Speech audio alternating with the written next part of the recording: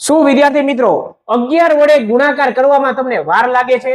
શું 11 વડે ગુણાકાર કોઈ પણ સંખ્યાનો તમારે કરવો હોય તો શું 2 સેકન્ડમાં કરવો છે?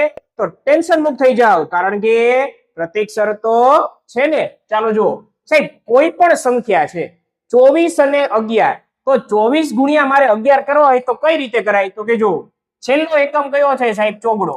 ચાલો ચોગડો એમને, પછી 4 અને 2 નો શું કરવાનો? સરવાળો. કેટલો થઈ જાય? 6. અને છેલ્લો આંકડો શું રાખવાનો? એમને 264. ચાલો એવી જ રીતે આમાં છેલ્લો આંકડો કોણ છે સાહેબ? 5 વડે 5. 5 અને 3 કેટલા થઈ જાય? તો કે 8. અને છેલ્લો આંકડો શું રાખવાનો?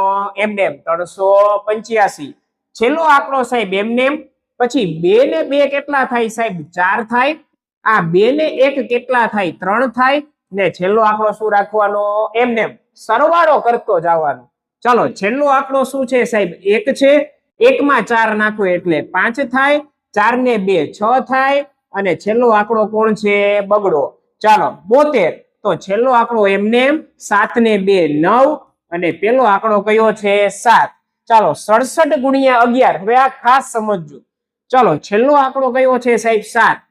7 અને 6 નો સરવાળો થાય સાહેબ 13 થાય. તો તગડો અહીંયા અને